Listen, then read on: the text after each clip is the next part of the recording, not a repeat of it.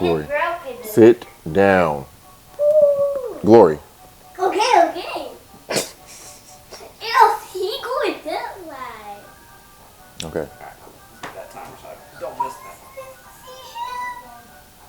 I see him. All right, fellas. Glory. Welcome. Sit down. Over there. All right, fellas. Welcome. Appreciate you having us. Yeah, we're here. Finally, after figuring out some dates here. Right. Y'all be busy though, cause y'all do 9 to 5, like 9 to 5 during the week. Well, not exactly. Not exactly. You gotta clock in somewhere though. Yeah. All right, so I've never interviewed two. So we're going to alternate a little bit. Okay. Especially with the early stuff. Pretty much before y'all kind Came of become together. Swank and Draft. Cool. So that way we kind of go back and forth. But I'll probably give y'all some similar questions. But at the same time, y'all pipe in wherever you want to pipe in at. Okay. All right, I got Swank. We'll start with you then. So, actually, we'll start with double questions anyway. I know. So, music. I don't say. Like, where did y'all start with music? Or, like, I shouldn't say that. I usually ask you, where's your first instance of recognizing you listening to music? My first instance wasn't even me recognizing it. It was kind of like my parents recognized it first. So my Wait, let me get y'all glasses. You good? Keep going.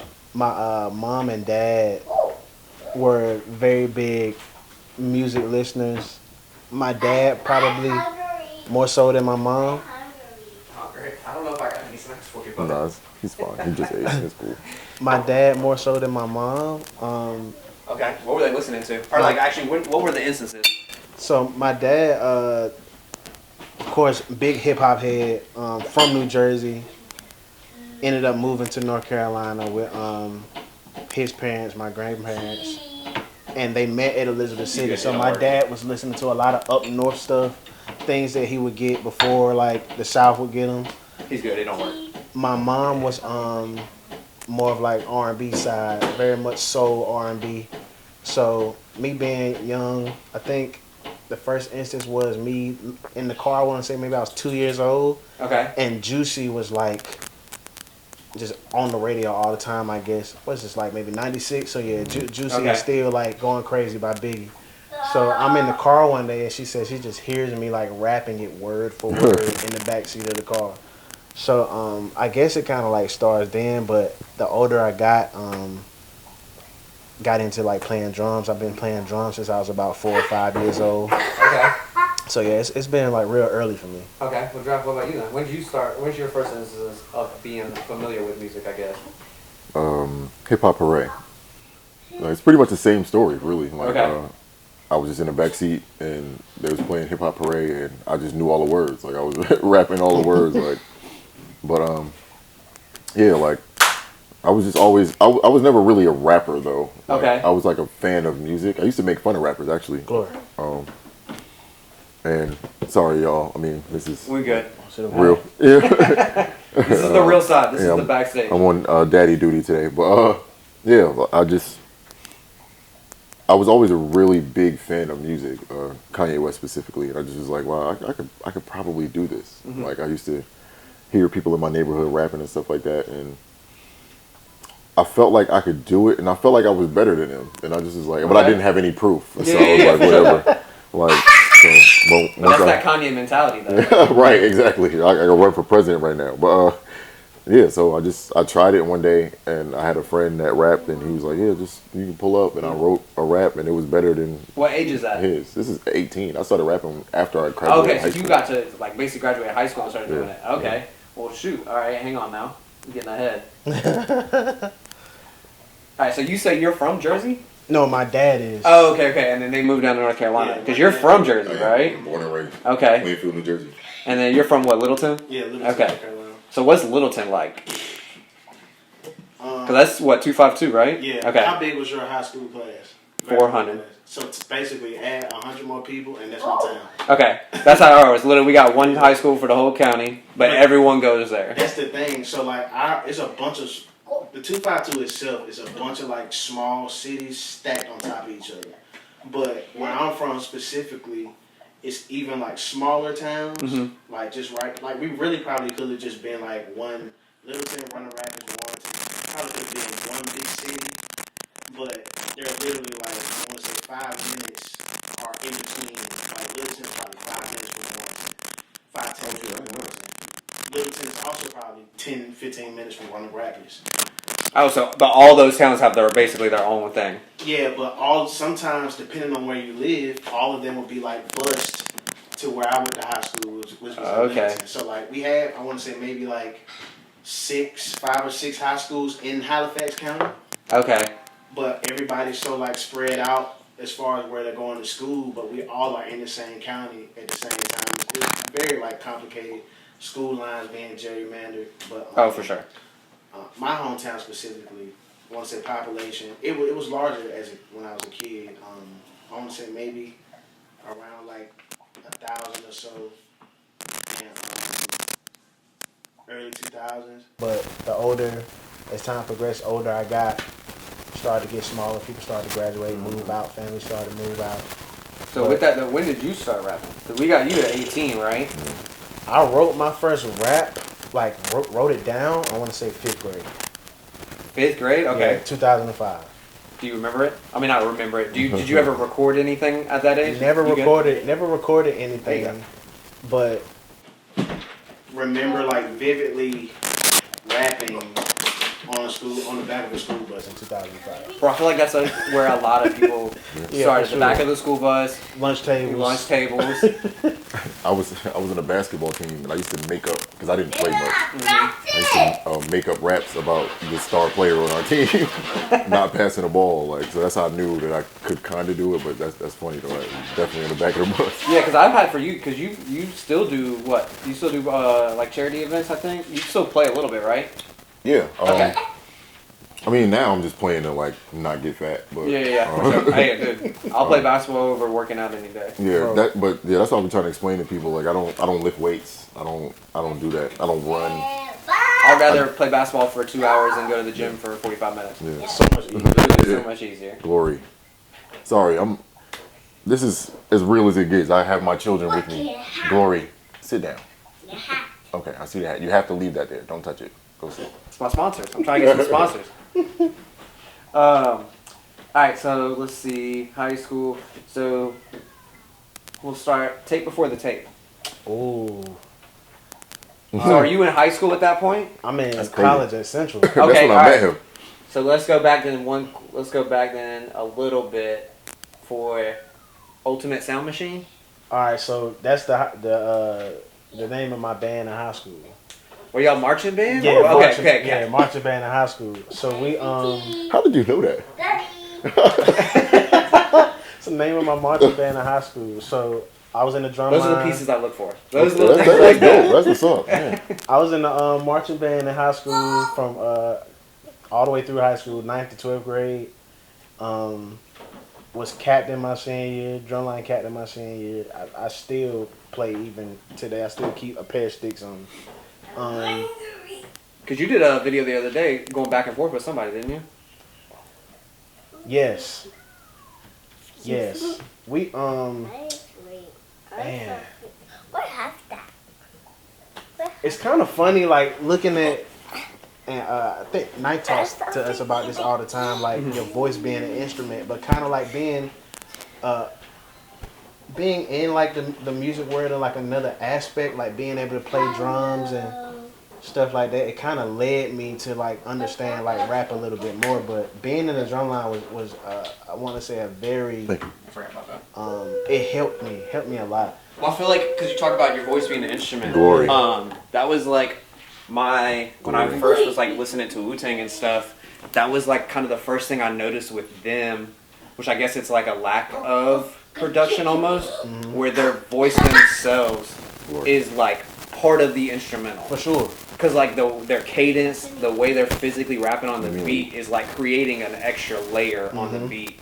And so I feel like you said like with the drumming and like learning the percussion of everything. Man, it also teaches you like, I think that's the closest, being in the marching band is probably the closest thing you probably get the military to, Okay. like discipline wise.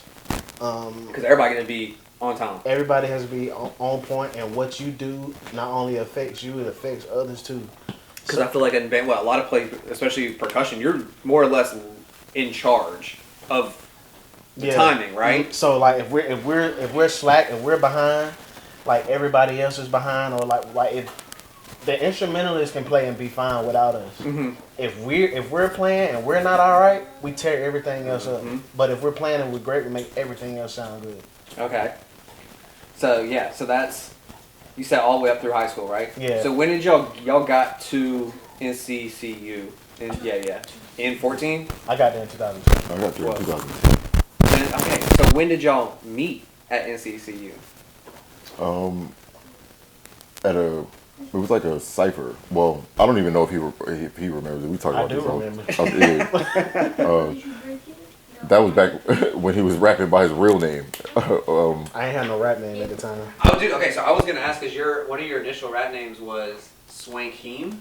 Well, that was my Instagram name. One of my homies from DC. I found it on one poster Yeah. from way back, and then every other poster after that was all Swank. This was like, all right. So for people that don't like, weren't like around, it was a time period like in school where you didn't know anybody's name. Glory. Sit down. Ooh, you gonna get in trouble.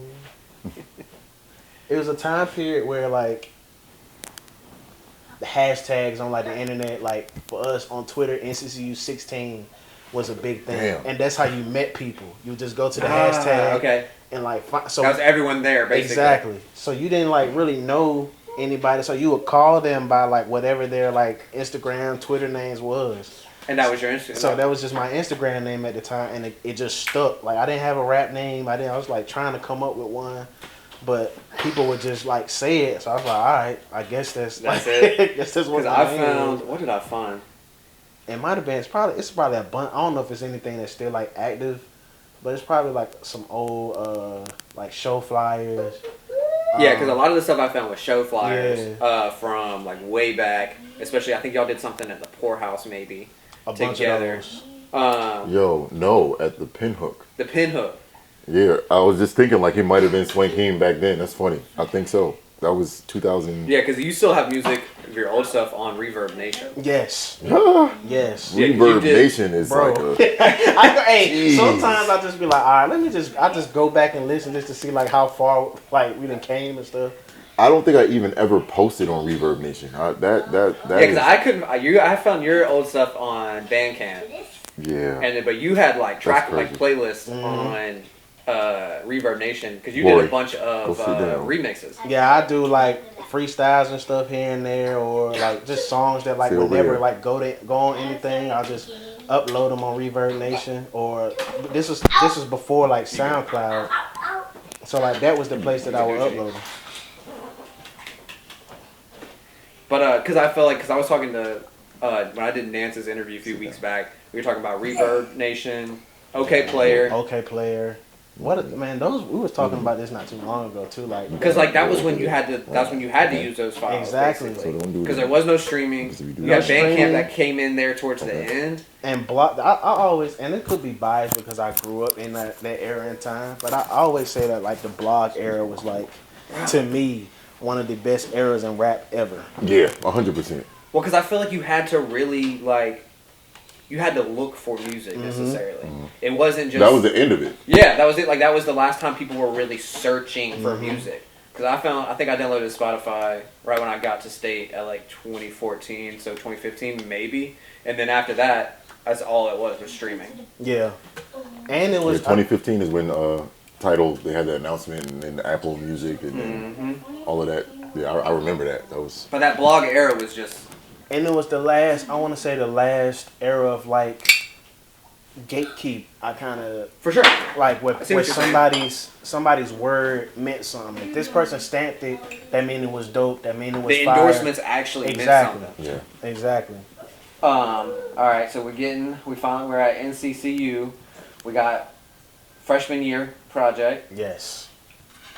That was the very first project I put out. That's what I was about to say. Did you put that out in what, freshman year NCCU? The day I moved out. The day I moved out of my freshman year, my mom was coming to pick me up to like go back home. The day I packed all my stuff up and moved out, I put it out. And I remember it was a few songs that I sent to a couple of like close friends, I emailed it to them just to like, all right, I just want to get your opinion, see how this sounds, what you think before I just upload this whole project. This was back when you could upload projects on Hot New Hip Hop. Yes, and you didn't have to ask for somebody to do it for you. So I would just upload like on Hot New Hip Hop. I put the whole project up the day I moved out, and I remember it having like 1,000 listeners. 1,000 listens was like a big deal to me. I was like, For sure. 1,000 people listen to this. This is crazy. So when did you put out your first project? Because your stuff was harder to find. Yeah, so it's well, the very first project was on Dat Piff, Okay, which doesn't exist yeah, which I anymore. can't use Yeah, word. anymore. Yeah, I think I did find a link maybe, but then it's that piff, so I couldn't do anything with it. Yeah, it was called Storyintation. Okay, yeah, 2014. Yeah. I got Storyintation. So when did Kingdom Music? Oh, damn. That was the same year. So Okay. it was my friend first. Then he was a producer, Jerm Jerm Scorsese. Scorsese. Okay. Yeah, we connected because we were both like really big Kanye fans at the time, and we used to talk in the caf at Central, and he was like, Daddy, look. I see, but we used to talk like for hours. I used to skip class to talk to him. Like I didn't really know him like that, Yeah. but I met him in the caf. We used to just talk. Nothing And, but music though. Yeah, Yeah, that's yeah, I feel like that was back then. Like even now, I guess a little bit. Well, people more opinionated now as far as music taste. Yeah. But I feel like back then it was like finding someone who had similar music taste Yeah. was Right. like. As a matter of rabbit hole. fact, Jerm gave me My Beautiful Dark Twisted Fantasy. It was a like Really? the hard Hard copy? like the deluxe edition. And it was in my Lexus. I lost it. But yeah, like that's how we became friends. And then he was like a really big supporter. Like I had put out No Doubt, which is also on that piff. So I guess it's going now. Dude, yeah, I was searching so hard to find your I stuff. haven't even looked to see, but that's crazy. So I did. The first project was No Doubt, and he was like a really big supporter of it. Like Okay. he kept sharing it every single day. Like so, then he was like, "I'll make beats," and at that time, like, this was 2012 actually. So Yeah. this is like Before Storyintation. Yeah. Okay. So I was like I don't want to put it like that, but well, he wasn't even there yet. I was like the best rapper on campus. Okay. Like, and it was like a very rough around the edges thing. Like I'm going to random studios and recording this part here, this part here, this part here, and everybody was listening to it. So I was like, oh, okay, this might actually work. And everybody was like, I'll make beats. And he said, I make beats, but he sent me beat after beat after beat every single day for like years, and that's how the Kingdom came. Okay. Yeah. So. So I'm trying to think, because it's trying to keep up these timelines here. Yeah, so we're 2014. Yeah. You were big into, or always, I should say, always have been. Both of y'all big into the fashion, Yeah. with the music involved. I feel like, because even you did some modeling early on, right? Yeah. I don't even know how you knew that. I actually I joined a modeling troupe. It didn't last long, but Okay, so you like kind of joined it, not an agency necessarily, but nah. But okay. originally, well, that was what I was thinking. Like I was gonna model and rap. Yeah. That's crazy. But that's something that I said on No Rest in the Kingdom, which is something that you probably were able to find. But Yes. yeah, I wanted to model. That was that's crazy. That was a long time ago. But yeah, 10 years. damn, Jesus, yeah, 10 years ago. Right. I just got my fucking notification the other day for my 10-year reunion. Yeah, my 10-year I was like, oh, homecoming man. is our 10-year graduation reunion. So when did you pick up the camera? Because I feel like that was almost like your introduction into a lot of things. Oh, for sure. That changed my life without a doubt. I think it started as like a kid, like back in like MySpace era when everybody had the digital camera. You upload it to your computer, edit the pictures on Picnic and stuff like that. So that was kind of like where it started. But I didn't really pick one up again until like maybe my junior year in college. I was an art major. Okay. So I ended up having to take a photography class for an elective. Okay. So I was around campus shooting campus events, editing pictures. Then the following year, I took a video production class Okay. for elective, which was a mini semester. that same year, I needed like an extra class to be like a full-time student because I was about to graduate, but I needed I didn't have enough credits to be full-time, even with everything that I needed. That's how I think I had to do that my senior year. I had to like maybe add like 3-hour credit just so I could be full time. So I was trying to find a class to take. Meanwhile, I think Ninth came back to Central in 2014. So I had been trying to get in his class since 2014 and it is now 2017. But all of my prerequisite classes were at the same time that his class was. So I never had the opportunity to take it. So finally, with me needing an extra class, I was like, all right, what am I going to like do to fill in this space? Oh, signed up for Ninth's class. His actual history of hip hop class. He has 2 classes that he was teaching at Central at the time. Okay, because when the first time he came there was while you were there. No, this is the same time. Okay. You said he came back, so that's why I was curious. Yeah, that was my last semester in college. He taught there before. I want to say it was like when 2008. Yeah, oh, 2008. okay. So way back. Okay. Yeah, but he was teaching. He had a label class where like you had to actually. He would put the class into groups. They were like create an actual record label, go out and like really sign real artists. They put out music, have shows, all of that kind of stuff. So I sat in the label class a year prior, and worked with some of my friends that were in that class. Make sure I don't lose it. Uh-oh. I forced off a time. There we go. Alright, cool. How we look? We good? Alright. Gotta change my setup, huh? I'm not used to doing this in person. I was like, alright, because I had this over there and I was like, man, it's gonna be too cramped. And we all sit in that corner over there. So I was like, I think this is more comfortable anyway. So I will be using this going forward. But yeah, so you take it, did you end up taking this label class or taking the other one? So I wasn't officially enrolled in the label class. You just I showed up? Sat in there. Yeah. I just sat in there for a whole I semester. did. I thought about that because he did something in Duke. Yeah. I think when I was at State, and I thought about just driving out there, just pulling up, because I was like, why not? Man, when he first came back to Central, people would do that. Like his classroom was like standing room only. Like all of the desks were filled. You couldn't get in the door. So I'm like, man, I got friends in the class. I'm like, yo, Knife bought this person in class today. He gave us tickets to a Joey Badass show. Like, Yeah, Knife gave me tickets to a Big Crit show in Charlotte. man. That's crazy. But I remember one time I walked into class and David West was in the back, like just sitting there. And I was like, obviously a big basketball fan. So I walk in and I'm like, I didn't even know he was from the area. Okay. So I'm looking, I'm like, that's David West sitting back. Like, that's crazy. But Well, that's a good segue then, because you're a Carolina fan, right? Yes. So how does that work? So it's a very, very interesting dynamic because majority of the label is Duke fans. I believe it. Hardcore just Duke fans. So it's a very few like of us Carolina fans sprinkled in, and they always give us a hard time when it's time Oh, yeah. for Carolina. Because which way are you? No. I don't count. Okay, I'm from New Jersey. that's how I am. I'm a Duke fan, but it's like I'm from New Jersey, so nobody really respects my opinion.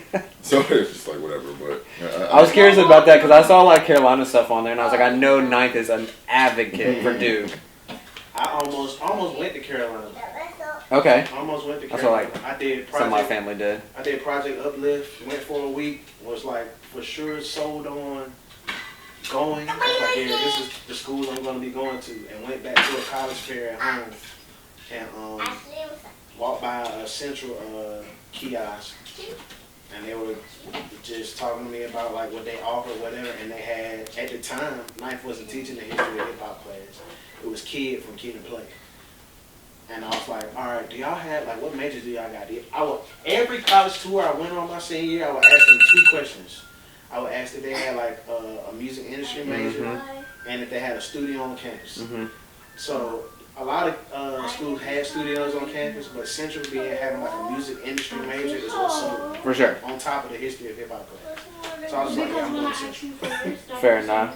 Well, I also feel like, especially if you know graduating high school that you're like, I want to do music relation of some sort, why am I going to waste my time going somewhere where I don't have that opportunity? Even with that, like I think that year I just like come to grips with like knowing what I wanted to do with my life. I think you know, coming from a small town, you want to like do things and do great for your parents and make sure that they're proud of you and you do nice things. So I was gonna be like an architect for the longest, but I hate math. So how does that work? That's a tough one. I was like on the teetering on architect, and when I was in the design school at State, I was dating a girl who was in architecture, and I was like, yeah, no, I can't do it. She was she did a year of it, and she like changed because she was like, it's basically 24-hour. All right, well, going into the camera stuff. So how did y'all meet? You said the cipher earlier. Yeah, so it was like a cipher at the Kappa House. And, he was playing the beats from his laptop. Yeah. So I was making beats at the time. Okay. Not really So like you've everything. Okay. yeah, so he was there, and I didn't know he rapped. Like, he was just playing the beats, and then after like everybody rapped and he rapped, I'm like, oh shit, like he's better than Most of the like, everybody. Like he probably should be doing that. So, but I was like, I remembered that. I was like, yo, he's dope. But we weren't like at that time. Like that was the beginning of like the Kingdom and. Okay. So you're like kind of already working with somebody at that point. Yeah. And so, but I always knew he was dope. We actually we never collaborated until it was on like the Ninth Wonder. It was Zion. So that was the first. I think that was. Yeah, that was the first official. It's a secret there. Well, it was Two Eyes. Two Eyes. Yeah, I was about to say because he shot the trailer right for Two Eyes, and then you were on Resurrection. Yeah. Okay. But I was. So how does that come into play though? No. So you see Yeah. it? So we were. Me and Jern Scorsese used to just work, and we would put out projects as often as possible. For sure. So I was Ninth had reached out to me in 2016 about signing me, and I was kind of trying to find my way. And in the middle of that, I was like, well, I'm gonna just put out a project. It's been 2 years. I'm just gonna do something, and it was in June. So I recorded everything in 12 days. Okay. We started June 2nd, and we recorded everything in 12 days, which it probably sounds like it looking back at. But yeah, so I was like, yeah, we're just gonna do that. And at that time, he was shooting for Rap, and he had done some stuff for Ruben Vincent. Okay. And some stuff Man, for that's himself. an early Ruben then. Yeah. So how does your introduction to shooting for Rap come into play? Because you shot the cover for Eve, right? Yeah. So how does that relationship? Being in Nice Class, that's when Nice Class was a mini semester, and the video production class I was taking was a mini semester too. Okay. So they both kind of like ended around the same time. So Nice's final project was he puts everybody in groups in the class, and he gives you an album. You do a 5-page paper on the album and a creative presentation. Okay. So I'm usually on time to class every day. This day, I was late. I can't remember why, but I was probably like maybe 30 minutes late. I get to class, and he has the albums on the board, and he already had some groups picked out. He was like, Swank, you're going to be in this group right here. The album that we got was the Black Album. Okay. Which was like nice, like coming out party to the world. Yeah. That was his first production, right? Major production yeah. As far as like mainstream artists. So doing that project was the first project that I think any of his students had with him on it. Oh, okay. Because he had never done any of no album he picked before that had him on it. No album that he had gave any group had production from him on it. We was the first group since him being back in 2014. Okay. So of course he's like, I'm gonna be paying special attention to y'all, like for you know sure. what I'm saying, making sure y'all get everything right or whatever. So me using the video production skills that I had learned from the class I had just finished taking, I'm like, all right, I'm gonna marry the two. So we'll do our papers, and I'll shoot a video about like Knife's whole journey to being on the Black Album. That final project got me to like interning for him, shooting like content for the label. Okay. Music videos. One of the first music videos I had shot ever was for Ruben. Okay. Doing a lot of that stuff around the label for Knife. And Rap was like, yo, you have an eye I like what you're doing. Do you mind like shooting some stuff for me? So I would shoot stuff and rap, and I was getting better, and I got to the point where like me and like rap were working really close with like just content. Like she was like, I just want to like shoot a freestyle or something today. So, which is crazy because back then that like wasn't exactly a thing. It wasn't just like like the way content is now. Like 2019 was, I want to say, was like the shift of like Instagram with video, having longer form video, and just content as a whole. Like it changed in 2019. So we started working closer together. Then started traveling. She was like, all right, I'm working on this album. I want you to like come with me, get like behind the scenes of like studio sessions, mixing, help me like work with me on like the rollout, creative process, all of that kind of good stuff. So a lot of the rollout videos for that album I shot and worked with her on. Shot the cover, of course, and shot one of the videos. Nina, right? Yes. Okay. So that's like being a video production student at Central and then taking nice classes what ultimately led Put me. you right there. Okay, so y'all are both kind of, because when did you actually, I guess, not commit to Ninth? Because you said he had already reached out. Yeah, that was a crazy. So he originally reached out to me and Germ. 2014. So what happened? I took 20 credits my last semester in college. Okay. I added this class in order to. Me and Germ had a plan. Like, all right, we've already met Ninth separately, 2 different occasions, and sent him stuff, and he didn't really respond, which is totally understandable. Well, I heard you say in another interview where he was like, Ninth was like, yeah, like started the class was like, yeah, don't bring me none of your stuff. Yeah. So I was like, well, what we can do is just make something that he really can't ignore. Like, it's going to find him either way. Yeah. So that was our plan. So we both took the class together at the same time, but we never intended on sending him music. We were like, we're gonna make something that's so good that everybody else is gonna be like, this is so. We made The Rest in the Kingdom. Okay. And while we were working on that, we had put an early version of it on CDs. Okay. So he allows announcements at the beginning of his class, and we were like, well, we're about to put out an album. Whoever's interested can hear it early. We'll give you, back when people actually had CD players. Yeah. We're gonna put it on the CD. We'll give it to whoever wants it early. And Ninth was like, that's how you do it. Like, I can't be your only fan. People come to me with music all the time. Like, you have to create your own community. Basically. It's almost like pre-label stuff where it's like you have to create a want for it. Because just because he likes it doesn't mean there's a want for it necessarily. But if there's already a want for it and then he sees it, he's like, oh, well, dang, now we already running something. Yeah. Excuse me, I'm actively parenting during this. But yeah, so when we did that, he was like, yeah, when you give everybody else an early version, give me a version. Okay. So we were like, yeah, like we sorry. No, you got. I thought it was gonna fall. We were like, whatever. Like, we already gave you music. You never said anything about it. Like, we'll give you. We'll give you one, yeah. Whatever. So we gave it to him, and I'll never forget. So it was Big Crit and YG. They came to Central, and that's crazy. Rest in peace, Slim 400. So I met him that day. Slim came. YG was there. I met YG. I met Big Crit. We were like backstage. I was also a videographer. Okay. Yeah. That did not find anything on that. Right, yeah. I was a videographer. I started, that's crazy. I started Eagle Access with Amari Collins, who is now Peggy on, what is it, Fourth and One with Cam Newton.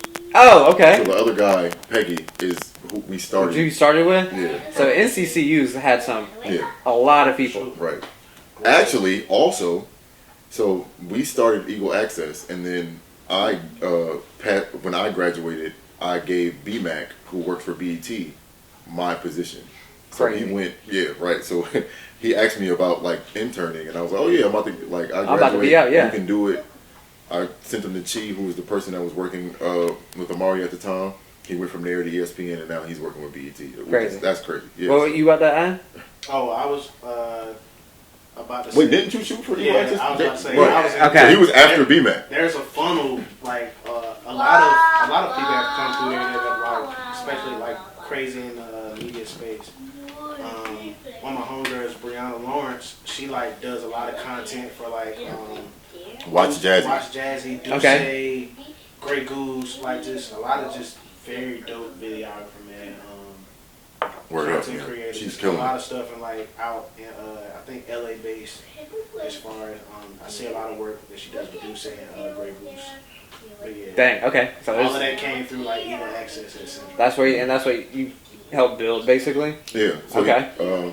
I forgot what was the original question. I don't even remember, Right. honestly. This is why I do this, though. Yeah. This is why we get to, because we wouldn't have got that information if we hadn't gone off that. Right, we started Eagle Access. I shot everything for the beginning of it. Like I literally. Oh, right. So I went to the YG Big Crit concert. Okay. And I remember thinking to myself like, I don't like. It's homecoming. It's 10 o'clock. I gotta go to the public relations building and dump files.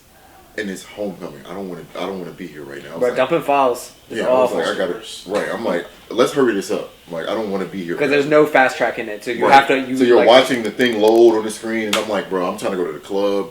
So I finally get it out. This is my son Glory, by the way, who keeps walking in front of the camera. We finally finish. I walk because I lived across the street from campus. I walk from public relations building. You gotta go to the bathroom. Yeah, you can take the bathroom real quick if you want. Well, go to the Grayson. Can you take him to the bathroom, please? Yeah. So I walk him. Here, I'll get you set up. That door I is said I fine. walk him.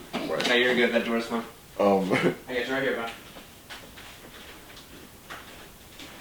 I'm gonna close this door behind you because that door handle's kind of busted. You get me? but yeah. So I walk back to. I don't know if I'm supposed to keep going. While you, Yeah, you good. Keep Yeah, running. okay. Keep running. I can hear. I'm late. Jerm is like, yo, what are you doing? Like, we about to leave in like 15 minutes. Like, and I'm like, I'm still in the like PR office. I'm trying to dump these files.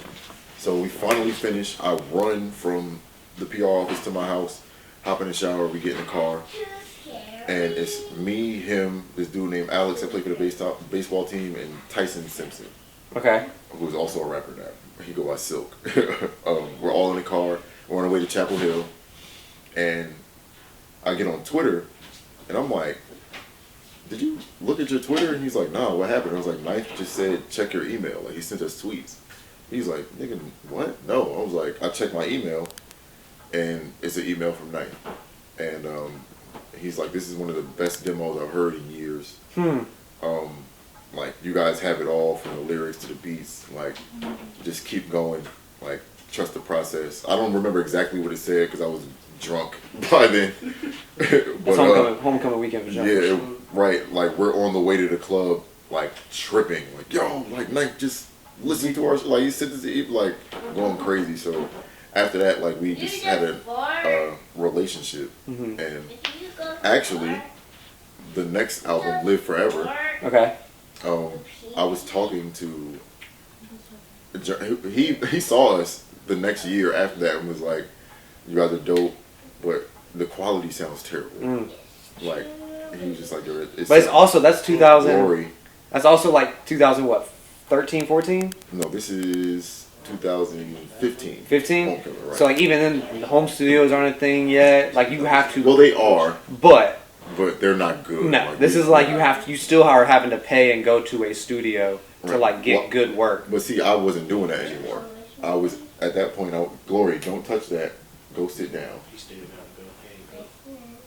Hey, Grayson, can you take him to the bathroom, he please? wants you to stay in there with him. Um, It's scary. but It's too Yeah, so- scary in the bathroom. he's like, yeah, this sounds shitty, basically. Yeah. So Which I like, mean, yeah, like we to still say everything else is A1 though. yeah. So he was like, everything is great. This sounds shitty though. Like it's terrible. You need to figure it out. So I had graduated by that time, and I was like, man, we can't do it ourselves anymore. Like we have to figure something out.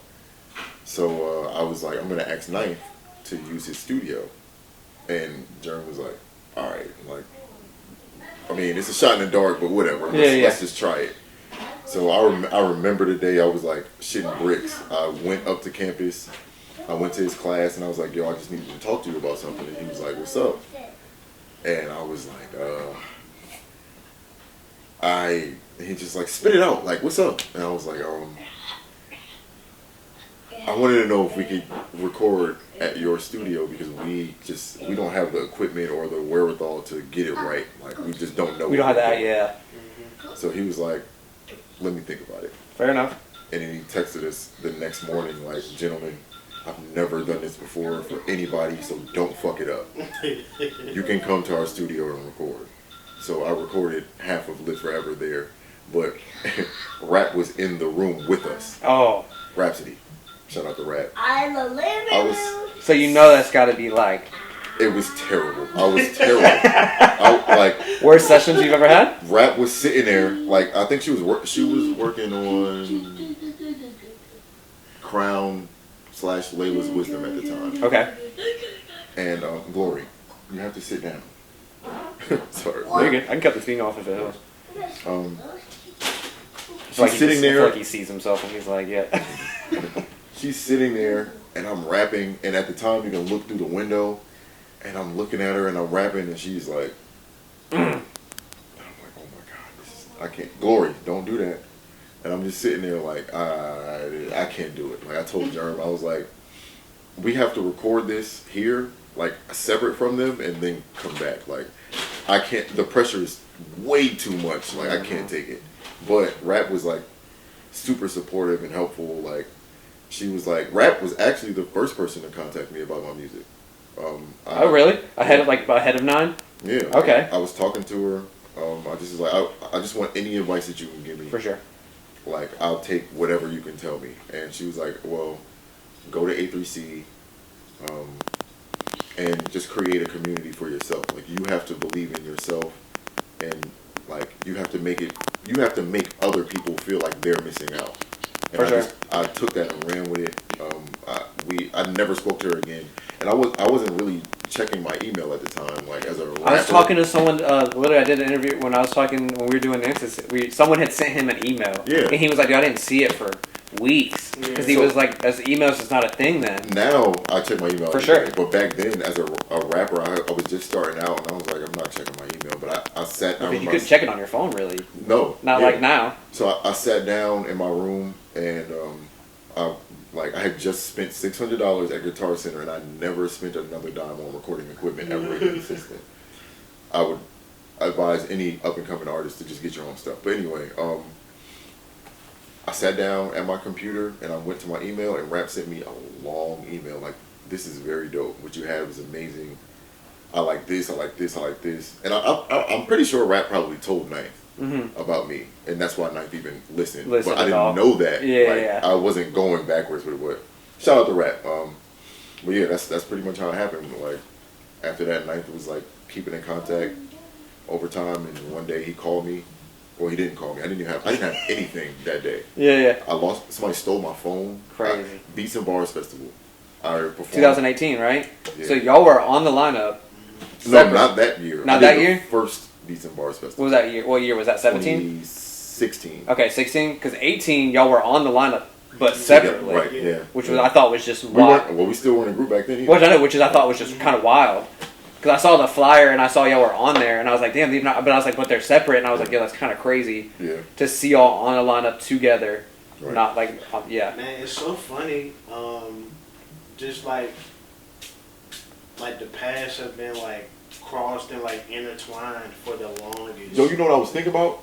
So, me and Jerm did this thing called Rap Camp. Okay. And we was like, there's only really one person that we would want, well, I would want to rap with. Like, and he was like, yeah, like, because we were trying to figure out how he got his music to sound the way that it sounded. Because, like, we was like, oh, yeah, like, everybody likes it, but the quality is terrible. On yours? No. On y'all's, okay. So we used to listen to his, and I'm like, yo, how the fuck is he doing that? Like, how does it sound So like what that? were you doing differently? So I was using Cool Edit Pro at the time. Okay. The last update for that shit was probably 2002. But two friends that I met like just randomly. Well, my homie Jabron was a freshman. Oh, word. Shout out to Jabron. Yeah, the homie Jabron was a freshman at Central. Gotta reset.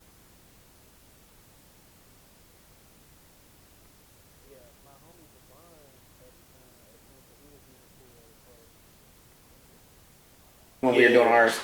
Because that was like a. Did you have an account for it? No, I had to crack. That's what I heard. Everybody had to crack. The last update for it was 10 years prior. It's 2012. The last update for it was 2002. So I think it's like 2.1 or something like that. But either way, so that's what you were using? Using that, but what made my music sound the way that it did was Jabron had a homie named Clint that he knew. Clint Norway? Yeah, Clint Norway. Shout out to Clint, man. Like one of the realest niggas I've met, like just as far as me doing music, bro. Stand up dude, bro. Jabron put us in contact with each other, and I think at the time he was doing like some work with Sony. Okay. Or something like that, and he heard my music. He was like, "Bro, you can rap your ass off. The only thing you need is just like a quality sound." Mm-hmm. So he was like, "This is what I'm gonna do. I'm gonna send you this zip folder with plugins for Cool Edit Pro. Is gonna make your music sound." And he typed out. He gave me a text document. Crazy. In the email, and like step by step, this is how you apply these. That's plugins. what y'all were missing. We was trying to figure. I'm like, bro, we would sit in our studio or his living room and play this shit. Like, bro, how? Like, what is he doing that we're not doing? Like, what does it? How does it sound like that? At the time, I didn't know I had Waves plugins at the time. Like Waves is like the industry standard as far as like what people use to like mix music. So I didn't know. Oh, so you didn't even know you were like exactly. I was just like, I know that they music be sounding good, and he about to help me make my music sound like this. All right, I'm gonna do it. So I'm, just figuring out how to do, whatever. And it's like, of course, at the time, I'm still like learning how to like record myself and like what sounds right and what doesn't. Mm-hmm. So I'm like adding like my own little like tidbits in, and just learning about like just mixing and mastering myself. And a lot of what I like do today is because of me having to like mix my own music for like the first 7-8 years of me putting out music.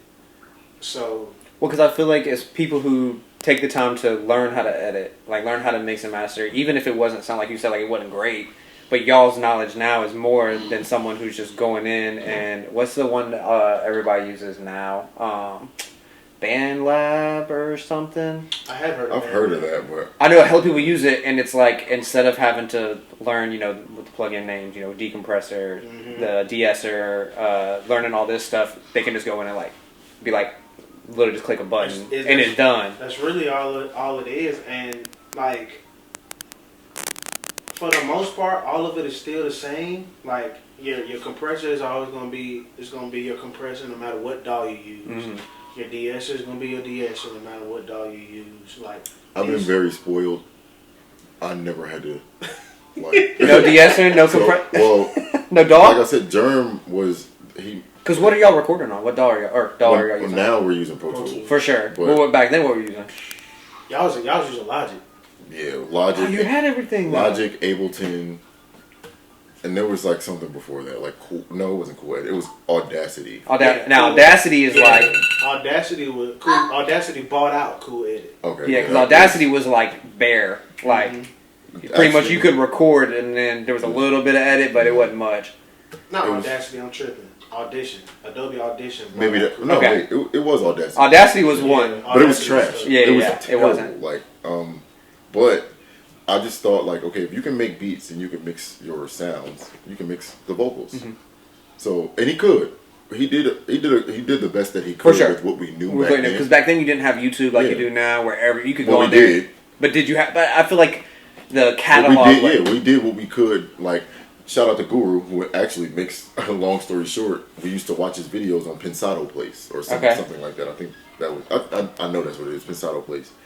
And he used to watch that and listen to whatever Guru said and look for whatever he was saying in what we had, but it just sounded terrible. But but I said all that to say, like, he was the only person that we wanted to like work with. Like we invited him over to rap camp. And, what year is this? It's like what 2016, 17. No, it had to be after that. No, maybe it probably was 2017. Okay. Yeah. So it was funny that we ended up in the group because like we had invited him over, and I was like, he seems like a cool. Like, I didn't know him back then for sure, but he pulled up. Like we recorded some stuff, and I mean it was just cool. Like it was just cool. I was like, all right, well, he's an actual good person. For sure, because So that's the like, basis for anything. Yeah, like especially for me, I don't. You can be a good rapper and everything, but I can't sit in a room and work with you. Be a dickhead. Yeah. All right, so that's y'all's first like introduction, and then you end up shooting the Two Eyes trailer for him. You get on Resurrection. Is that y'all's first thing out together? Yeah. Oh, Okay. Yeah, I want to say it is. We had done like none of the stuff that we did at Journey Spot ever came out deep. No. Okay. And then y'all get put on Zion, and then so go ahead. Well, DJ Premier reached out about Zion. Even before that, Jamla Records. But we didn't have a song together. So I had an individual song, and he did a song with Rap. Okay. And Nico, Brim, Charlie Smarts. Nico Brim, then yeah. Charlie Smarts, yeah. Somebody else on that song. Q. And GQ. Okay. But even then, like we were in a group then. Yeah. Cause what? So fast forward. That was like the next month, wasn't it? Like after, or or 2 months after. So how do we get to 2-5 to Jersey? In between there. Zion 3 happens. So Jamla Squad comes out in 2018. From 2017 to 2018, we're pretty much, I'm shooting stuff around the studios, kind of like recording, not recording. Being in the room at least, though. Yeah, Draft is there like recording already. And Ninth knows I'm an artist, but I'm still not like forthcoming with I want to rap, or I wasn't there to rap. Matter of fact, I remember the day they found out, like everybody found out that he rapped. Cause I didn't tell anybody. So you were walking around the camera the whole time. He Ninth knew because of the video. My homie No Ratchets. He shot the video. He posted a video on Instagram. We're all sitting around like the living room area, and he was like, "Yo, Swank rap?" I was like, "Yeah," and he was like, "I never knew that." And Rap was like, "Oh, like I think Rap like pulled it up on her phone, and she was like, oh, he dope." And I was like, "Yeah." She like, called me. Yeah, like I was on campus. I was on campus walking to the library, and I was like, "Y'all didn't know he rapped?" He was like, "No, I never knew that." And I was like, all this time, and then on campus walking to the library. It's always been a thing. Like I'm never like, "Yo, I rap." Like, For sure, because it's also like I'd rather walk into the room myself, and then if I just happen to rap, it's what it is. And I think like at the time, like this was like maybe we're like either midway or like tail end of like the SoundCloud era. Mm-hmm. So like people rapping, like you being a rapper had like a bad connotation. For sure, to it. For sure. Like I never really like told anybody. I'd rather you discover it yourself and you like you form an idea versus me tell you and you have an idea about it already before you even hear it and for sure. You know what I'm saying? Experience the music. So I never really like, even to this day, like unless I'm in like a professional setting, I guess, but never told anybody, but Rap found out. She called, she's like, "Bro, you rap? Why you ain't say nothing?" It's like, I don't know. I ever asked, yeah. You know, just walk around shooting stuff. So in between like 2017, 2018, Ninth gives me the go ahead to like, you know, if you want to record or whatever, you can, you know what I'm saying, record while you're here. Rap calls me and she was like, "We're not promising you anything, but, you know, you can start coming around the studio more, you know, just pull up. I'm pretty sure somebody's going to be there. You know, you can just start, you know, working." So Jamla Squad comes out in 2018. We both have songs on there. Separately, right? Yeah, okay. Separately. And then Zion happens that year. Ninth usually puts them out in December. So we have 5 songs on Zion. Zion comes out. That following May. Matter of fact, I think we recorded all of those songs within like a week or two. Yeah, it's like a week. Yeah. So that following May, Cooley High is having a show at King's. And they asked me and Draft to be on the bill. Yeah. Once Ninth found out, he was like, "All right, y'all got to put a project out because you can't just like be performing and y'all only got these 5 songs." Yeah. So the first 2-5 to Jersey came from us adding 5 more songs to the 5 songs we did on Zion. Just to perform, basically. Just to perform. Okay. Damn. Okay. Wow. Just because Ninth was like, "Yeah, y'all need more music to perform together," and you're like, "All right, let's just do a whole project." Okay. So then. All right. So 2-5 Jersey 2019, right? 2018. The first one was 2018. 18. Okay. So then, the May the following year. No. I'm tripping. We're good. 2018, 2-5 Jersey. Y'all perform open for Cooley High, and then does he just like what happens after that? DJ Premier. DJ Premier. calls. He's like, Okay. yo, who's Swank and King Draft? Like, and he's like, oh, I don't remember how it went, but basically he just was like, He called. I think Knife posted it on his Instagram. DJ Premier ended up like liking or commenting, and then I think he either messaged Knife or called Knife like, "Who these dudes you done posted on your gram?" And Knife was like, "It's these kids I'm working with, Swank and King Draft. You know, a couple artists that I done like, you know what I'm saying? They in the studio just working right now." He was like, "Well, I can't remember where I was going somewhere with rap. I think that week or weekend, I can't remember where it was." But he was like, "Tell them I'm gonna play some of their music on headquarters on Sirius XM." That's okay. So I'm on a flight with rap. I think we're going to LA to like shoot some stuff for Eve at the time. But it's like, all right, I'm like trying to get like the the Delta Wi-Fi or something, yeah. so I can So like, you can listen. exactly. So I think he ended up playing some stuff on Sirius, and then I think we end up going to New York to be on his show. I want to say was it either top of 2019? Because we went twice. we did Static Selective. Was that Like, that was when the joint came out though. I don't think we went. That was long story short? No, the second TwoFive jersey. I think that's when we went to Static. First of all, it's just crazy how much time has passed. But That's also why I love doing this with people who have already like worked and been like not someone who just started doing music 2020 or something like that. Is getting people who've done this since like 2010, 2012, like before that, because then you get to like almost re-reflect. It's so much stuff. It's something like I can't remember when that was when we did DJ Premier. we end up going. I think we end up going to Static Select in 2019. But there's stuff like major things that happened before us going to Static Select. We went to DJ Premier before Static? No, that was after. Yeah, we went to Static first. But 2018 we put out the TwoFive jersey. DJ Premier hears it. And I think we go around like just doing shows, whatever. And then 2019 comes, I'm doing stuff for rap, flying back and forth for like Eve and stuff. When I'm in town, I'm like recording, me and Draft like working on stuff. Yeah. Eve comes out August, I want to say 26th or 7th. Okay. In 2019, I ended up being on the album too. So the weekend that Eve comes out, I go home for my family reunion. My brother calls me. His house burns down. Crazy. House burns down. This is Saturday. Go home Friday, family reunion. Saturday, family reunion. My brother calls me and says his house burned down at like 3 in the morning. Sunday, I'm at home washing clothes with my mom, trying to like get ready to come back here. And we both get a group text from Knife. He was like, "Fellas, where y'all at? Can y'all meet me at the studio?" At this time, it's like 2019. I'm like, if Rap or Knife call me or text me, whatever I'm doing, it can wait. So I tell my mom I gotta go. I don't even get to like chill, relax with her or whatever. I was like, "Mom, I gotta go. Knife needs me, whatever."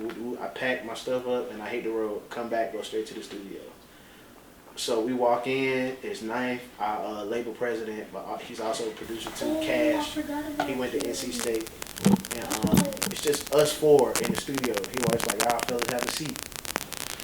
And it's like, there's no like crazy, like, I'm not gonna give y'all this long drawn. I'm not into the sentimental shit. Welcome to Jamla Records. Yeah, we pretty much. This is what, November 7th? No, this is August. August. So Okay. we found out August 2019 that we were like signed to the label. But he also tells us, he was like, "All right, Rap has a tour stop with Big Crit in November Rap is on tour during for Eve. homecoming. Rap is on tour for Eve with Big Crit, and the home show is the Thursday night of homecoming for Central, Crazy. October 8th. So he was like, "What we're gonna do is y'all are gonna work on a project, No. and we're gonna put it out that weekend. We're gonna announce y'all being signed to the label at Rap and Big Crit's show at Lincoln Theater. We're gonna bring y'all out and announce it in front of like everybody." So we work on the album, we finish it, put it out. They bring us out at the Big Crit Raps and Big Crit show at Lincoln Theater. We perform, and it's homecoming weekend. So like everybody is like, "Yo, this is crazy, whatever, blah blah blah." A whole bunch of love like for I want to say maybe about like a week straight. I was about to say I was responding to people for days. It's like maybe that like shit a was week wild. straight of people like just reaching out and supporting. So that was TwoFive the Jersey, the sequel. Okay. So that comes out. We go to see Static Selector and we Okay, go to yeah. see DJ Premier. That's like the end of 2019. We go see both of them. 2020, I think we go to DJ Premier again, top of the year. 2021. Well, we go see Static end of 20. We go see Static end of the year. Yeah. We go see DJ Premier top of the year. You're right. It was 2020, Yeah, right before. we go see DJ Premier World Yeah, top right of the before year. everything. Yeah. So this is maybe like January, February. We go see DJ Premier. We're coming back. Like Rap's gonna bring us out on. She's on our solo leg of the tour. Oh, okay. On her solo leg of the tour, so she's gonna bring us out in the Raleigh show again at Lincoln Theater, and we're gonna have like our own set this time. So I was just like, all right, I'm gonna send y'all like the information, you know what I'm saying, flyer, whatever, so y'all can post. So we done posted the flyer, everybody excited, whatever. And Governor Cooper right. shuts the show down the day before the show. He shut like the state closes for like the pandemic the day before the show. I think she had did like a March 13th was the day. It was, and Yeah. March 12th, he was like, "Yeah, nobody can gather and No more numbers than of like 100 15 people." or like it was yeah. so crazy. She had did I think like an Atlanta show. She had did the Charlotte show, and the next show was the Raleigh show. We excited. I'm just like, man, can we just make Oh yeah, because at this point you're watching it. yeah, basically. we're watching like stuff close down like in real time. So it was like, I'm like, all right, can we just make it to this show? And like you can just shut this shit down out. You know, like I go in the house. But yeah, he Day before. the day before Crazy. Thursday. I never So what forget. happens after that for y'all? Well, we were in a pandemic.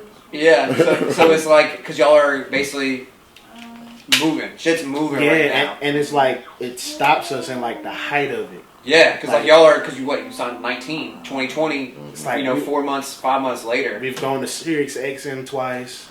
We've had like a show or two. Like it's like a lot of momentum that we kind of have, and it kind of like comes to a screeching halt, Yeah. like out of nowhere. So we just like figuring out what we're gonna do next. So of course, like taking like time for yourself, like family, all of those things. But we started working on the album that we put out this year in 2020. Okay. Yeah. Vice City. Vice City, yeah. We finished that album in 2020. Well, we thought we finished. Yeah. in That's 2020. always how it goes. I feel like anytime you could go, because y'all, I feel like y'all are still a part of that era of like creating projects and like creating albums. Like singles, not a thing per se. It's kind of crazy because I feel like me and Draft, we're a part of like a weird era. Well, we're kind of like We were like right in the middle. Oh, y'all are the perfect overlap. yeah, we're caught in between. So it's like we grew up with albums, but we also grew up with like the internet. Like Soulja Boy was a thing for us. Just like the whole, like the shiny suit era with like Bad Boy, like just the commercialization of just rap as a whole. Yeah, in general. Like we kind of saw that, so we saw the internet like just come in and just like take over. So like while we love making albums, a lot of the things that like people may like look down on, or like the more fun things in rap, were like a part of our childhood too. Word up. I remember, my family bought a timeshare in like 2003. Okay. So I would go to Florida, and I had a very warped vision of how down south was. So Okay. I would only visit for like a week or two at a time. Okay. So you can't really see what it is. But I would go down south and I would hear. I remember that's where I first heard Sierra. Okay. Yeah. I heard Goodies for the first time. I heard Crazy introduction. right. I was introduced to Pitbull because we were going to Florida. Yeah, you're in Florida. Yeah. I would go to Greensboro for 2 weeks, and I would hear. This is like 2000. This is 2000, 2001. I would hear like Swisher House, Okay. Mike Jones. My brother went to A&T. Oh yeah. Yeah, so I would like hear that type of stuff. So is that how you heard about NCCU? Yeah, so my aunt, Come on. this is the first time I ever told this story Okay. out loud, so I'm done now. I never applied to Central. I never did an application. My uncle did something to get me in, and I have no idea to this day what it was. So my aunt, so Just shaped your life, though. right, yeah, exactly. It was fate. We My- gotta set on this real quick. Here, move your mic up just a little bit. It's just a little quiet. That's crazy. My mother's sister went to Central. My mother's sister's husband's brother also went to Central, Okay. right? So he's my uncle twice. For sure, for sure. I mean, at the end of the day, it's Yeah, almost done. he's my uncle twice. So That's crazy. he was my advisor for a college program, and I had a girlfriend at the time. She went to Rutgers, or she was going to Going Rutgers. to Rutgers, okay. And I was like, I'm not gonna go far. I don't want to go that far away from New Jersey. Because that was my question. I was like, how do you end up down here, basically? Yeah. So he's like, I wanted to go to Morgan State. I wanted to go to HBCU, but I didn't want to go that far. So Morgan is in Baltimore. I'm a Baltimore Ravens fan. Okay, I was yeah, like, that's fair. I'm a big fan of The Wire. I want to go to Baltimore. This is where I'm at. Like, Great show. I Great show. I think it's the greatest show ever. We just had this conversation on the way here. Well, I think I saw someone did the say was top shows, whatever. And Yeah. I think 2 out of the 3 I saw, Wire was like number 1. Oh yeah, that's The Wire is the greatest show ever, and I'm ready to debate with whoever about that. But yeah, so I was like, I'm going to Baltimore. That's it. Like I've already picked a dorm. So, and I never applied to Central. My uncle calls me. He's like, well, did you hear anything? And I'm like, nah, they never responded. I'm lying to him. Like, yeah, they never responded to me. I did the application. I never got a response. So he's like, okay. So I used to act. It's May 21st because we had a play that we were doing, and it was May 21st through the 23rd. And, excuse me, it was the 23rd. And he was like, we're gonna announce our college decisions the last night of the play. So I was like, okay, cool. I'm ready to It's tell like everybody. college game day. Right. Reveal at the play. Okay. So I'm ready to tell everybody that I'm going to Morgan, and he calls me at 9 a.m. And at this point, we're about to graduate. I'm not going to class anymore. I'm just chilling. So he calls me. I pick up the phone, and he's like, "Yeah, did you hear anything?" I'm like, "Nah, I didn't hear anything back." At this point, I think I'm just going to Morgan. Like, it's getting too late in the year. Like, You gotta make a decision. Yeah. I'm lying to him. Really, I never did the application.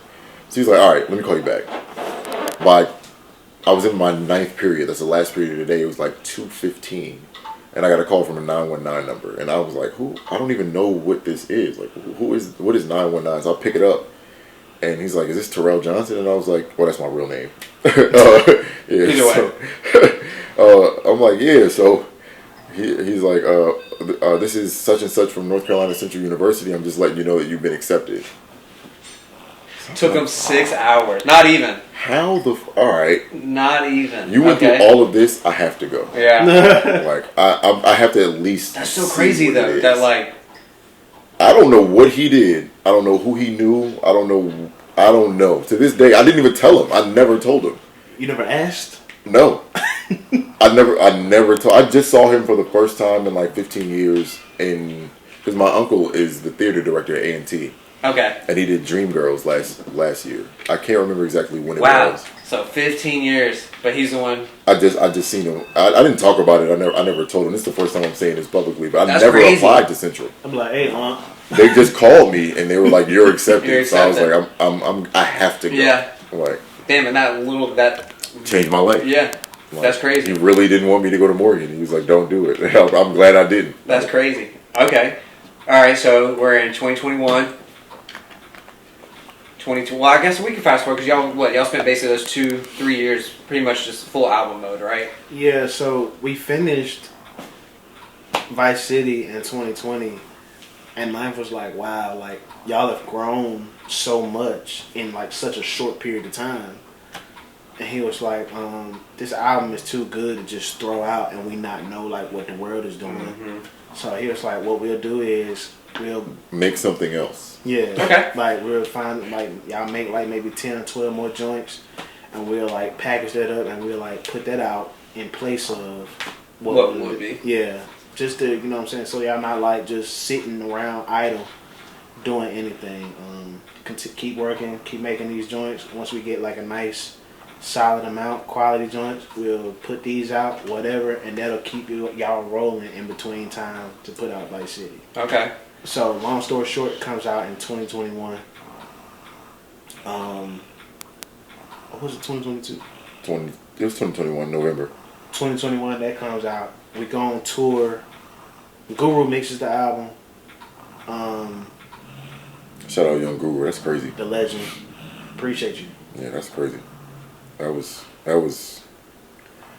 Still crazy to think about Yeah, to this man. day. Like Like, the dude that Jay-Z is one of my music favorite mixed artists. our Like, album. I have Kanye and Jay-Z like 1A and 1B, and I mean he's obviously been there for both of them. And, like, Yeah. he was like excited about it too. Like I remember I went live. I was at home, and I went live and I was playing the album like before it came out, like just off my laptop. Yeah. And he joins my live, and we talked for like an hour, like on live, and I was just the entire time thinking like, yo, this is unbelievable. Like this is Young Guru, like song for song. Like, yeah, I really like this because y'all did this, and we like I tried to do this, and like, well, what do you think about? And I was just like, I don't whatever. Like, whatever you did is cool with me. Like, what am I? Who am I to say anything? Yeah. Like, but yeah, like that was yeah. Shout out Young Guru. That was crazy. So yeah, album that comes out 2021. We're in what 2022. We go on our first tour in 2022. So this is, I don't know if it was your first time, but definitely my first time performing outside of the state. So we end up having a show at SOBs in New York. We do Salt Lake City in Utah. We do LA. We do Chicago. And, Colorado Springs. You said what? We did Colorado. Oh yeah, Colorado Springs. Ann Arbor, Michigan. So it was. How was SOBs? SOBs was crazy. That's what I said. SOBs is. That was my first show at home, and that was like, I didn't really know. I couldn't gauge the support from people that like I grew up with, but there were people that I like occasionally like brushed past that were at that show. Like it was crazy. Because like, SOBs is like legendary venue. For sure. Absolutely. Because I got to go up there with when Sonny was on tour last year, and they did a stop in SOBs. Man. And I was like, yo, this place, it's like crazy seeing this place. You can feel it soon as you walk up to the building, like you. Oh, because they're on that corner right there. Man, and like they still got the board with everybody's names on there. You can see like it's Drake's name up there, it's Kendrick's name up there, it's Cole's name up there. Like everybody's name, like everybody that is somebody, pretty much is on that wall, from like rap to R&B to pop, rock, anybody. SOBs is like a rite of passage. Oh yeah, You have to. It's crazy. You have to. So. Well, it used to be. Yeah. But I thought that was very much, especially in New York, that was your place. You have to, if you want to be like, you want to be stamped in New York, you have to pass through SOBs first. So I had old teachers come. I had people that one of the dudes that gave me my first beat, like when I started rapping ever. Like he came. He actually owns a store at Menlo Mall. Shout out Marvin. But he came. There was like 35 people that came to the show like that I grew up with, and that was like that let me know what I was doing. Like, yeah, and it was packed. Like hindsight is always 20/20. So looking back at it, like and we're SOBs still in the pandemic in 2022. We're we're not like open by any means. We're still very much in the pandemic in 2022, and SOBs is packed. Like I still look at some of the pictures, like wow, like people are at this show, and like New Yorkers. I've always heard that New York is like a very tough crowd. It's like absolutely. If you like, you have to really be like good to win over a New York crowd. It might look like they're just standing there and they're just looking, but they're like digesting what you're saying. Like New York is really tough on like rappers. Like we want to hear what you have to say. So for it to be like as many people as it was in there that night, for them to interact with us the way they did, man, one of the best shows like I've ever had for sure. Yeah, that was a crazy experience for me, like growing up in the area and being able to do SOBs. Like I come from a small town in New Jersey, or a small city, or whatever you want to call it. It's not as small. It's like 20,000 people. Still though, but I mean, it's not New York by any means. No, but I say this in a couple of my raps. Like, I'm the biggest thing in my city since George Clinton. Like, that was a really big thing, and I didn't really realize that until then. Like, I didn't see that. Like, I didn't. But it was that for us to be able to do SOBs in the way that we did it, that was crazy. Wow. So okay, so wrap up tour. We're what, into 2022? End of 2022, we are starting to work on just more music. Of course, like coming off a tour, inspired. I think we did another Zion too. Yeah, we do Zion 7. So Okay. So when does so when does Ninth start putting back onto Vice City? it wasn't until end of last year. Really? End Okay. of last year, because what we did after coming off tour probably made some of our best music to date. Okay. So we ended up making another album between 2022 and all of 2023. And my was like, all right, hold on. Because now you've given them two. Exactly. So he's like, all right, we still have this one over here that we have put on like hold. And y'all have made like this magnum opus, if you will. He's like, all right, what we're going to do is we're going to go back, we're going to listen to this. Him and Cash are like, go back, listen to this album. There are things here that y'all can keep. Y'all have grown so much from 2020 to now. Your voices have changed. For sure. Pockets have changed. Go back and rework some of these joints. We'll add some. We'll remove some. And once we do that, we work this project. And then we put out this new one that you guys have. So from 2022 to end of 2023, we crafted another project that we're like putting like the finishing touches on now. But amazing as far as like production is crazy, much bigger records. And this is Vice City? No, this is the what's one gonna come after. Okay, that's what I thought. Okay, I was like, hang on now. We're going into like uncharted territory now. Yeah, so that's what we did from 22 to 2023.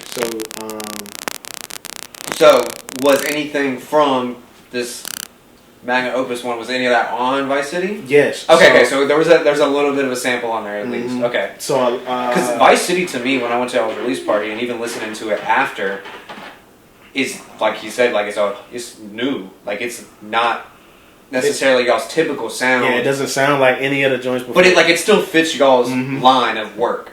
But this overall production especially, because it definitely caught me off guard. God, what was that one track? Of course now I can't remember the name of it. It was like 3/4 of the way through.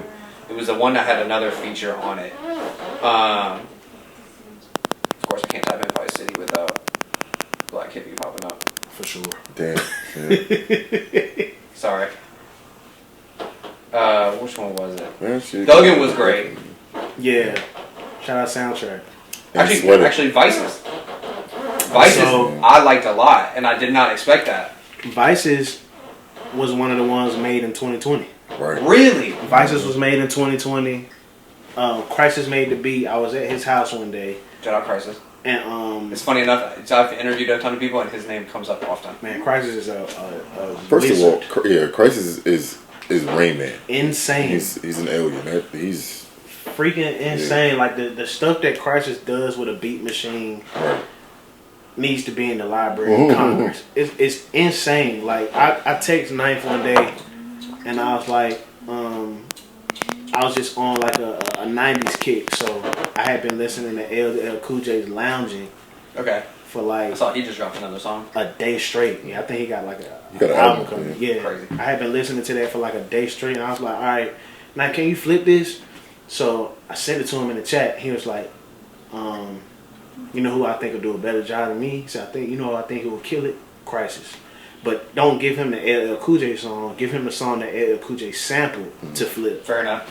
So I go to Crisis' house. He flips that joint, but after he does that, he also is working on this other joint. I'm like, what is this? I was like, all right, so can I have this? He gives me the beat. I like, you know what I'm saying, put like a verse or whatever on it. Draft comes. He puts like a verse and a hook on it, and we give it the Knife. Knife was like, no, this is crazy. He said, I'm gonna send this to Sean Stockman, who's in Boys to Men. He's like, I'm gonna send this to Sean Stockman and see if he'll do it, and we can put this on the album. So he sends it to him. Sean responds. I want to say like the same day. He's like, it's my birthday this weekend, but as soon as the weekend is out, I'll have it back to you. It's a Thursday. By Tuesday, we had the song back. Crazy. And he smoked it. And that story goes back to 2020? Yeah. 2021. Okay, And I love, being from New Jersey, like New Jersey and Philly are connected, or Pennsylvania rather. Yeah. Like, I just love that he starts his verse like ever since I was a young bull. Like that it's funny to me, but it's like also like, first of all, this is Sean Stockman from Boys to Men. Like, I remember crying in the car listening to Mama. Like, that is, for him to have done that and have been so excited and to get it right back to us. Like, yeah, because that quick of a turnaround. Man, I for, still got for somebody like him. exactly. Yeah, that's crazy. I still got the screenshots from like Knife talking to him, texting him, letting you know what I'm saying. He's like, yo, this is an amazing record. Like they've made something crazy with this. To like Knife sending us like the joint back and like, oh, he did it. This is fire. I still got those screenshots in my phone today. But yeah, the production from the album, like there was a drastic change. And I think like even before we went back and started like touching things up, adding songs, removing songs, it had that kind of feel to it initially, but the growth that we had between 2022 and 2023 allowed us to go back and even more like amp things up, add some of the bigger records that we made, like Thuggin' we made in 2023, Expensive Taste we made in 2023. A few of those joints that we added were like recent adds within like maybe the last like 6 months. Crazy. Because Vice City caught me off guard, even hearing it live. Yeah. Because y'all did it on a Thursday, right? Vice City, well, not Vice City, but Vices. What's the first track? I'm tripping. First track? City. The first one is Vice City. Vice City. Yeah, Vice City's the first track. Mm-hmm. No, Lust is the first track. Well, Yeah. the first actual song. Yeah. We did in 2019. I remember like that. Crazy. He wasn't even born. Like the first song that, that song was done in it was 2019. That's before and for it to still sound like to mesh well with 2024, 2023.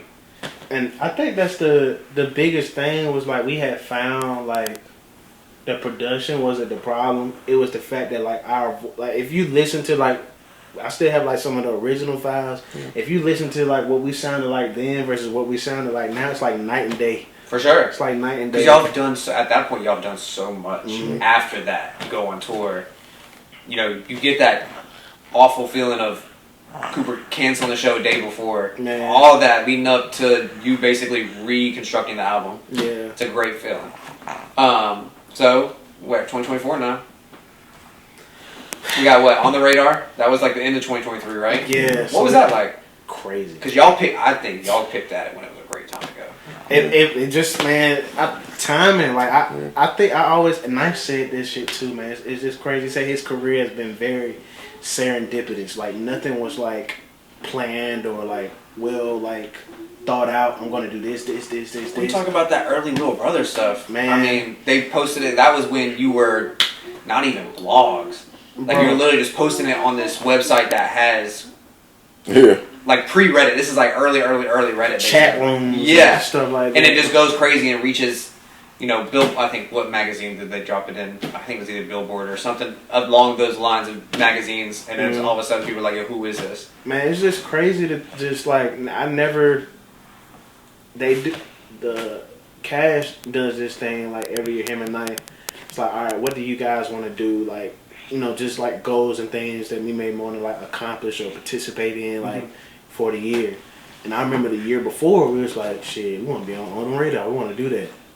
Like, I think just as a rapper to me, like, of course there's like an artistic side, but there's also a competitive side. It's like, all right, you see people like go on like platforms like that and go crazy. It makes you want to do the same thing. So I was like, I think we could go on the radar and kill it. So like for that to actually like happen and be a thing, it was amazing, man. Just going on there, and it was fun. It was fun. I think it's also like what a lot of people don't understand, like pulling the curtain back. Music today isn't like it was 10 years ago. Like even 6 years ago, 5 years ago. Platforms like On the Radar, At least hip hop. They for sure. Yeah, for sure, hip hop. Platforms like On the Radar, From the block.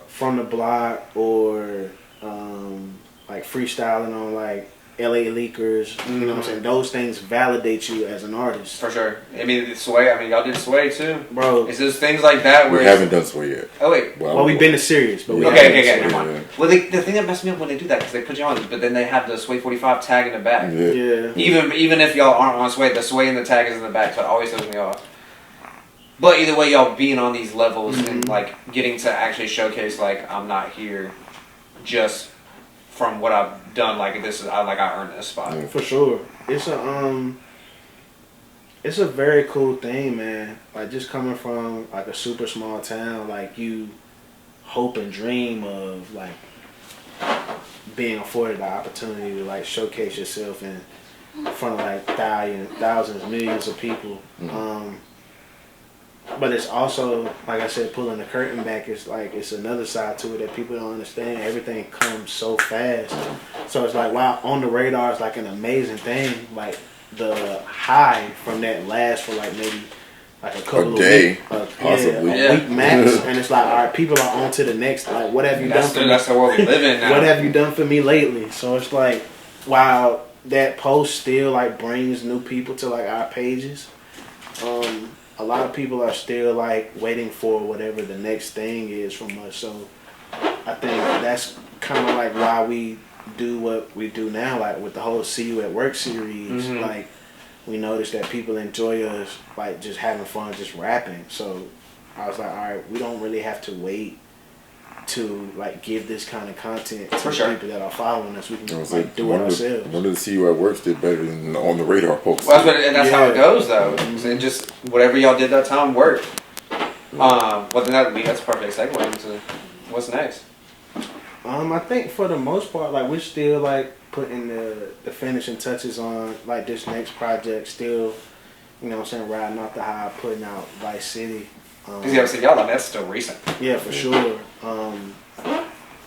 But I think for the most part, just like staying in the studio, us staying like engaged on like socials and stuff. Like See You at Work, as much as like it's a thing for like engagement and shit on social media, still like something that's like very fun for us to do. Like going in the studio and making these is very fulfilling. Yeah. Because that's how I feel like the way y'all been doing it. Because I don't know if it was the last one before that where y'all went like almost bar to bar to bar to bar to bar back and forth to each other. Like that is penmanship in the sense of like practice. Oh, for definitely. Because that's not something like just go right in. Like that's like what J. Cole does his 7-minute drills or whatever. Like that's stuff like that. Like that's perfecting the craft to this extent of like not only can I rap a bar, I'm a let someone else rap a bar, and I'm gonna still come back and keep going like nothing's happening. Man, I look at it like sparring almost. Like the fit is trading like, hit for hit. Just, I don't think I progress at the level I'm progressing now if I'm not in the group. That's right. Like being able to like bounce ideas off, or him seeing things from like a totally different lens of what like and you're I able see. to hear it like, oh, okay. Since you did that, I'm gonna do it like this. Exactly. Like, makes it a lot. Like a lot of and I don't know like if people are catching some of them, but like a lot of if you listen to some of the freestyles, where he leaves off and where I pick up is a bar in itself. So he'll like say something crazy, and then I'll just like it's an entendre in the switch of, you know what I'm saying, us going back and forth. So like those things like your rap nerds or people who like really listen and pay attention to lyrics, like they'll catch those. Like those are the things that like motherfucking make me go crazy. I'm like, damn, like I still go crazy over like a crazy punchline. Yeah. I still go crazy over like metaphors. And it almost don't even exist anymore. It's tough to find people, like I feel like the Kendrick Drake beef was a good example of someone really of like the most recent of someone being like, I'm not even gonna give you a triple, I'm not gonna give you a double, I'm gonna give you a triple and a quadruple on Tundra and just running it. I'm gonna say this, and I'm gonna go do like further research like afterwards. But the way Kendrick was punching in this beef, I don't think he had punched like this on a consistent basis in a long time. Like the way he was punching it, like Euphoria in itself, I'm like, oh my god, like, and to do it for 6 minutes. like what is superpowers get neutralized? Man, I can only watch you say it. the first 16, I'm like, he is losing his mind. But His daddy a killer. He must have forgot the shit that he done. Dementia must run in his family. Let it get shaky. I'll park his son. What are we?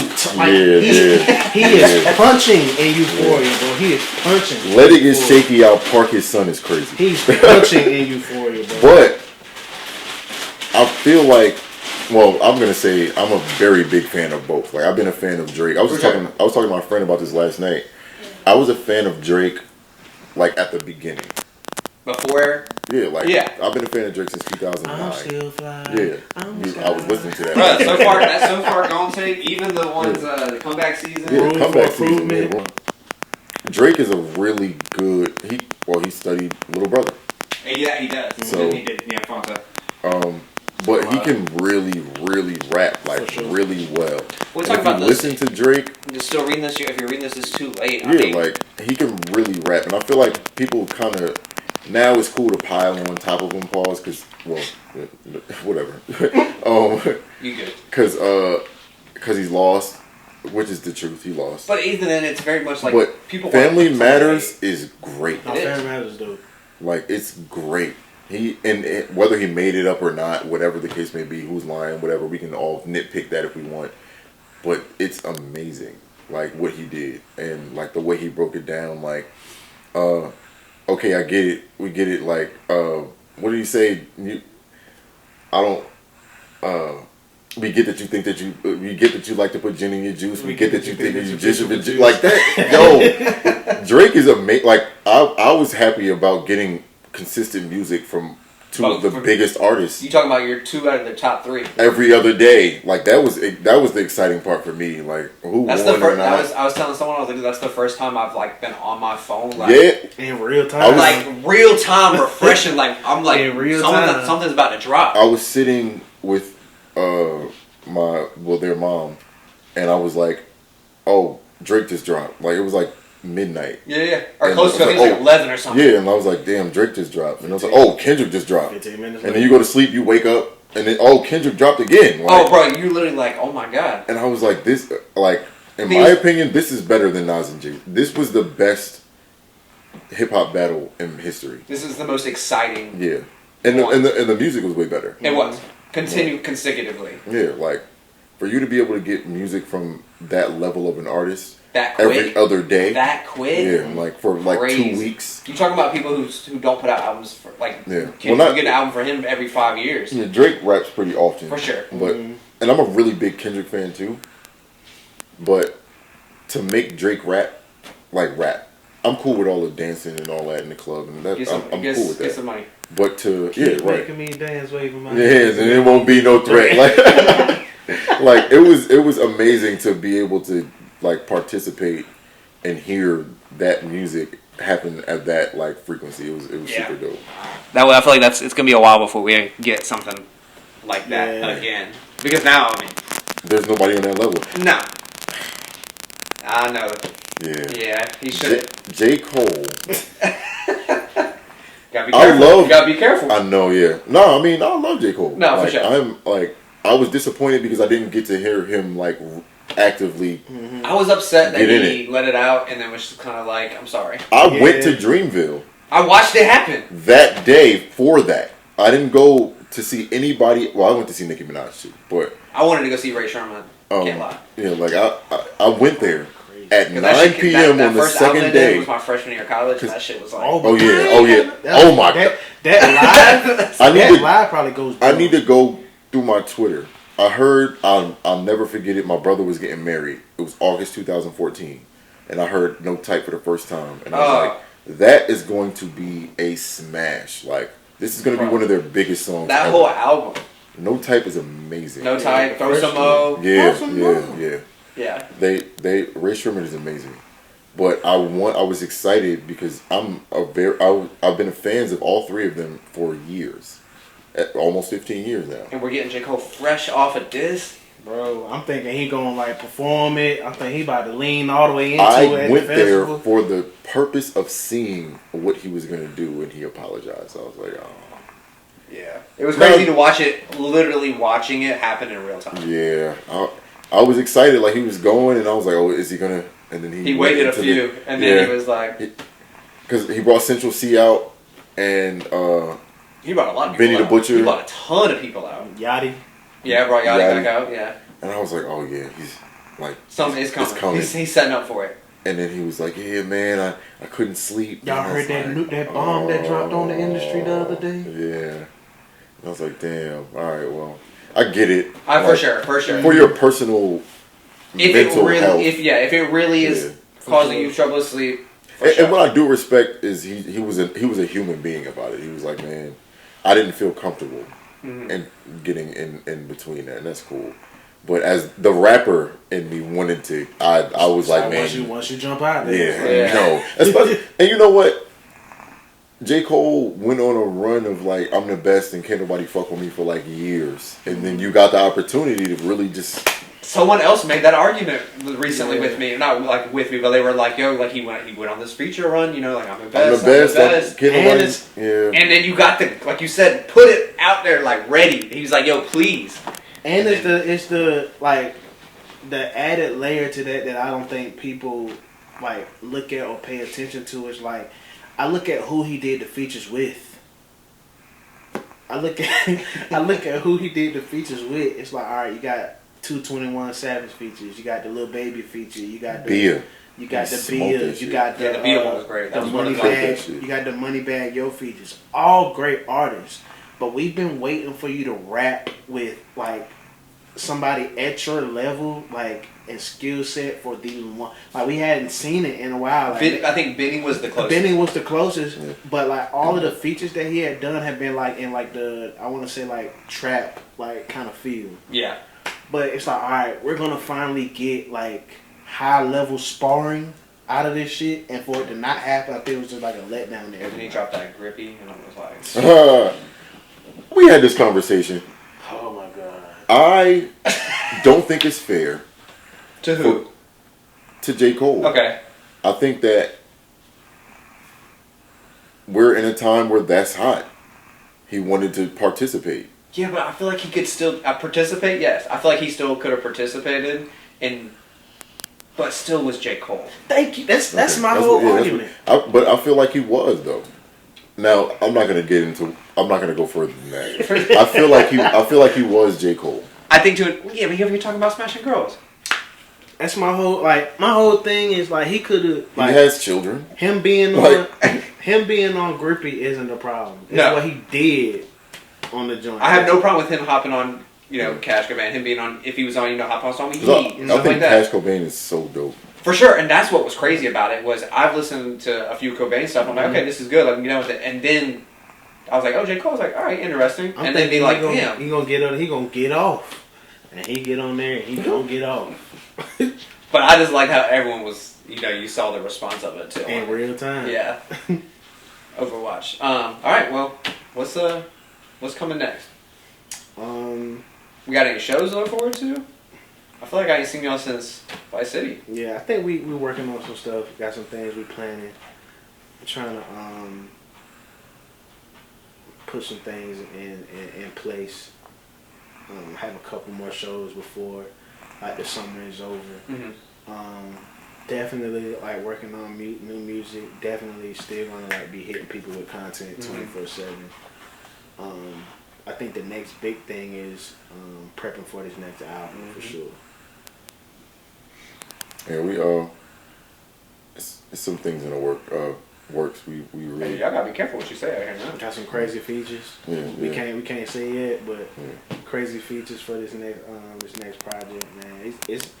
It sounds amazing. I could probably say I speak for the both of us when like this is probably like our best work to date. Okay. But I'm just excited to hear what y'all got because after learning that Vice City was from 2020. Yeah.